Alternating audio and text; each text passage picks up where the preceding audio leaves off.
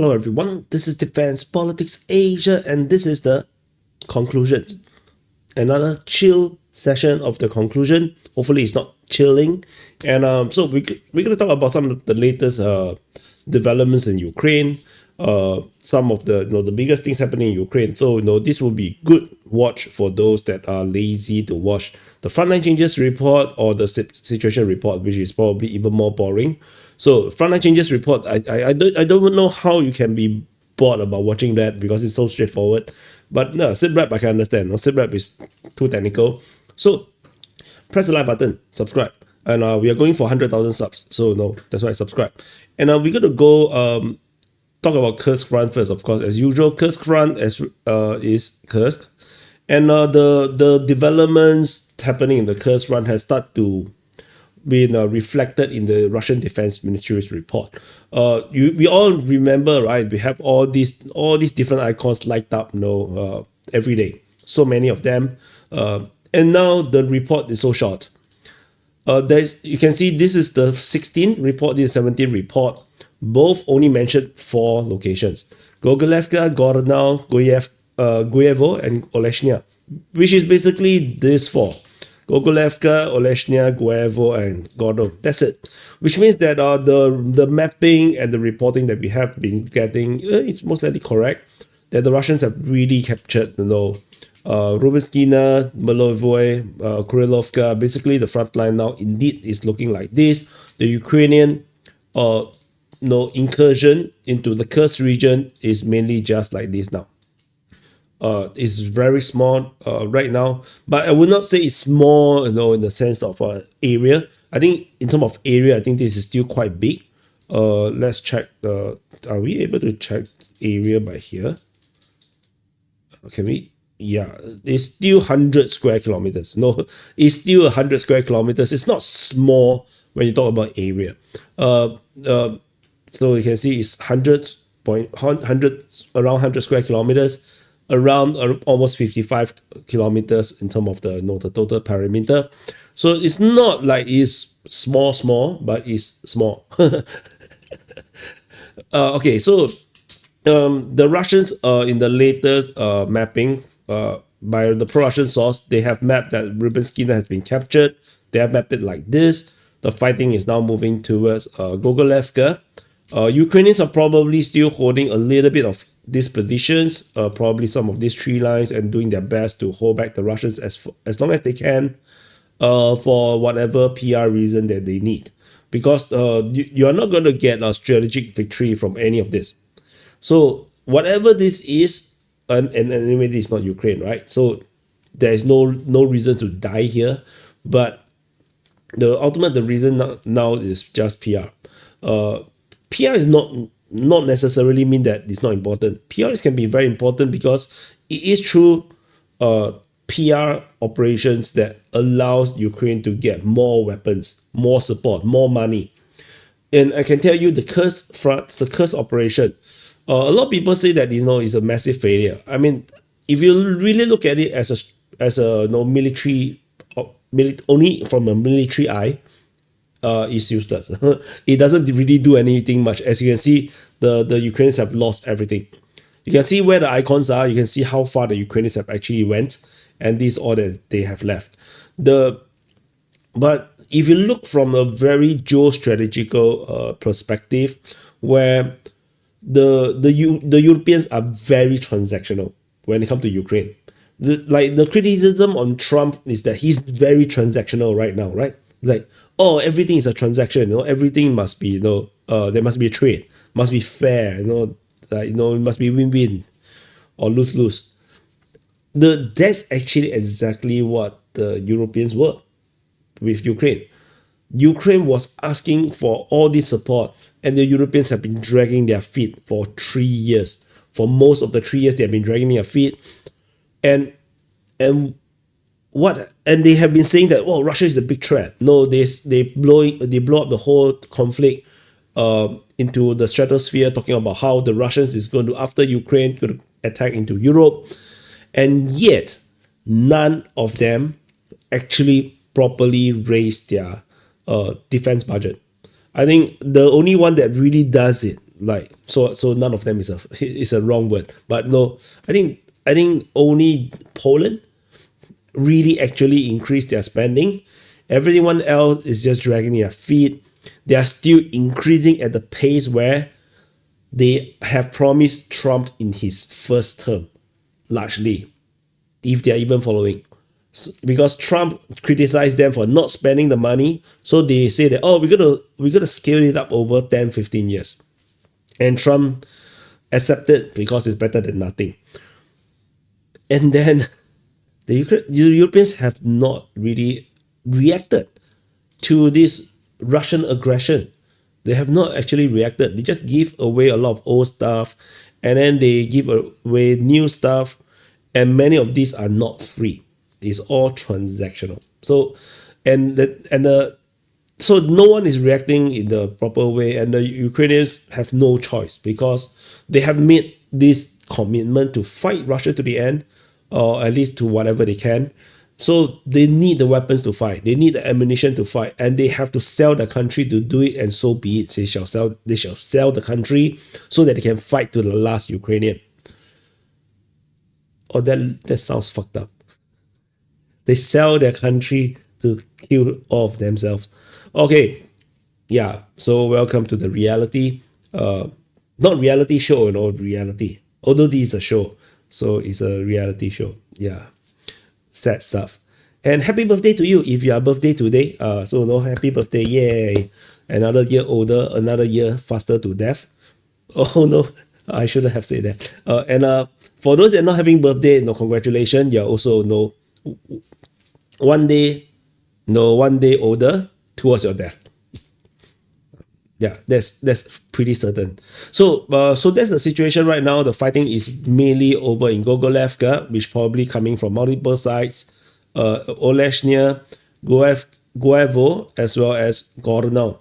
So the Russians are attacking in multiple directions. So this is the current perspective, the current situation right now. Geolocation of Russian forces inside Goncharovka. Goncharovka driving pretty safely with no real fear, it seems. So things are going swimmingly for the Russians, and as per expected. I think the toughest battle is going to be in this region, because there's a lot more forest over there. It's much more harder to defeat the Ukrainians in this region. The open ground is much easier. The drones can find the enemies much more faster as well. So that's what is happening over in this sector. And then that is, of course, the Kursk Front is pretty much a given. But there's a few places where I think some major things is happening. I think the biggest one is over in the Kayamsky sector of the Zaporizhzhia Front. So this is Zaporizhzhia. This big thingy, this is not a lake. This is the Dnipro River. But this was when there was still a dam. Now it looks like this. Yeah, it looks like shit. So yeah, over in this region here, the latest mapping. This is not reported in the Frontline Changes report. This is that I have already published. This is the latest mapping. Russian forces have basically advanced greatly around the Stepove Mali-Shebaki region. This is pro-Russian mapping, and then this is geolocation. So this area here is definitely confirmed, and then the other ones are pro-Russian mapping, which shows the Russian forces basically on the verge of full capture of Stepove. Although the Russian Defense Ministry already announced the capture of Stepove, they are also on the verge of capturing Mali-Shebaki, and they are now threatening Shebaki itself. Geolocation also noted that the helicopter-guided missile strike was already attacking Shebaki. So the helicopters are here. So this is this is definitely an intense battle. Fighting is also reported at Lakove, as well as Derbianki, according to the Ukrainian Defense Ministry. So this sector is starting to break open. I have personal information from this region because my contact from the Ukrainian side in the foreign legion basically told me that this is going to happen like 2 months ago. Like they already knew that the Russians are preparing a major offensive, and the Russians have been preparing the ground for like 2 months already. In fact, more than that. to the point where the first to second line of defense, the second line of defense is undefendable at all. The trenches, the defense points are all totally bombed out by mortars and FPV drones and whatnot. So anyone that goes there are basically cannon folders, where they are being sent to the front and basically die. So it's almost impossible to hold a position. And as we can see, as the Russians decided to push over the past week, we are I think it's around the past week that we are now seeing this advance. So the advance is around 2 to 3 kilometers, and so this definitely did not happen overnight. This have been happening across the past week. So this is a massive development in this sector. This area here, I would still say that it is still attackable. It's still not exactly the war yet. The war is further up north. You can see around Palivka there is a wall here. There's a major trench line around here, and north of Palivka there is another line. This is the second line of defense. So the Russians have not reached the real first line of defense, the real one. They are basically hitting the first forward positions, the most forward positions, which is of course by itself is a defense line. But no, we talk about the macro view. That's still not the real defense line yet. So the Sursky line or the Zaruzhny line, whatever line you want, Zelensky line, or the ZZ line, ZZS line. I don't have a good name for this. So it's still far away. The distance is still pretty far away. We're still talking about like another 7 kilometers. So it's still very far away. There's still a lot of grounds the Russians will have to cover. So this is not going to be an easy fight for the Russians all the way to Zaporizhzhia. Fighting is also reported at Kayamsky. So these are all currently happening right now. And of course, we have previous attacks being reported at Novo and the Nevka region. So this definitely is also a thing that something that to note of. So this is a major development. I feel like we are not going to see very, very fast advance in this area here, because the Ukrainians have already prepared the defenses in this area for a long time, because they are very, very worried about the Russians reaching Zaporizhzhia. And you can see it's not as entirely far. Like if you take a drive, this is merely like 30 kilometers. I'm quite sure you can drive this in an open road like in 15 minutes. So this is actually not that far, but in a heavily defended zone is pretty far. So the Ukrainians have been super paranoid about Zaporizhzhia. So you can see that they have built all these defenses all along these places, and preparing for the Russian offensive. So they will be prepared. So this is not going to be an easy fight for the Russians as they try to penetrate the wall. But at least the Russians are not doing what the Ukrainians did in 2023, which is do an armored feast, try to burst through the wall, and then got all destroyed. So at least the Russians are not doing that. So we according to my source, which is also and also corroborates with how we have been perceiving the war, is that the Russians they basically don't attack in the ground offensive. They basically just bomb the shit out of the trenches and the defenses and the defense point, to the point where it became totally abandoned or undefendable, or it's like near collapse. Then the Russians do their assault. So this is confirmed by my source on the ground as well. So if the soldiers go to this point on the Ukrainian side thinking that they're going to be a hero, it's going to be going to be a massive disappointment for them, because they're not going to see an enemy at all. And then they will just die. And most of them is going to be that case. Unless you are become the unlucky one that you are standing there on the day that the Russians decided to assault. Which is, you're lucky that you get to see them, but unlucky that you're probably also still going to be overrun. So, and it's basically like playing cheat code. It's like cheating. You just grind away all the defenses, and there's nothing the Ukrainians can fight in an even fight. So it's totally unfair. And the Ukrainians clearly do not have the artillery and armor and whatever and manpower that the Russians have right now. So it's just an unfair fight. The Ukrainians are trying to replace artillery with drones to limited success, because they produce their own drones right now. In fact, they have reached a point where they are able to develop the drones, including the camera lenses, everything domestically. So the Ukrainians have reached the capability of really domestically produce everything they need for drone production. So they have been using drones to limited success to replace what they missed in terms of artilleries. But is it really sufficient? Given the ground changes, mostly not. So over at the another front that the Russians are still pushing is at the Vuhledar front, and the Russians are pushing in this region here. A lot of attacks being reported, but the main push right now seems to be towards Vuhledar. Right now, there is frontline changes to support it. To secure Dnipro and Kiev, because it seems to me like it's not entirely secure. They are now pushing towards Shevchenko. They are still fighting at Privone, and at least by geolocation, we know that they have confirmed to have straightened the front line between Novosilka and Privone. So at least we know that that's happening. They are also trying to push towards Vinnypole.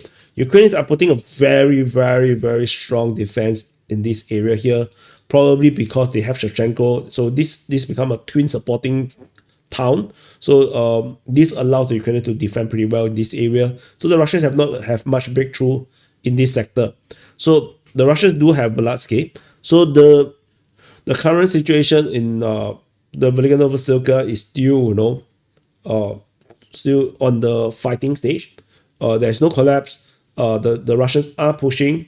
The Ukrainians are doing their best to hold on. So totally no drama around here. It's just a progression, natural progression, that the stronger side, the superior prepared side is actually doing well in this sector. So, but it's important to note that you must know that this is actually happening, because if you want to cover, you want to know about the current situation in Ukraine war, this is currently what's happening. The rest of the front line at Pokrovsk, a lot of reported fighting, nothing particularly stands out to me. There is some fighting reported at Alexandropil. We finally have some geolocation to show where the fighting actually is, because we have been seeing the reports of fighting recently, quite a little bit. So the fighting seems to be actually in near the Novobakhmutivka region, where the Russian forces have straightened the front line, removed this impossible salient between Kramik and Novobakhmutivka. So it is perceivable that the Russians are also making some push all along the line. But are they going to really want to go for this place? Not. I don't think strategically is very important. And there's too much defenses around here. Not worth it to just punch through. It's not really worth it. They could potentially just do this. I think it's much more worth it. So, but strategically it's not important, because if you zoom out even further, there is really no point to go for Konstantinivka. Like, it's really no point. I think the biggest, to me, the best thing to do is still this way. To go up along the border of Donetsk and then go up north and then just encircle them through a Liman offensive and encircle in this way. I think that is way better. Like, there's no point punching through all the trenches or the walls there's just no point.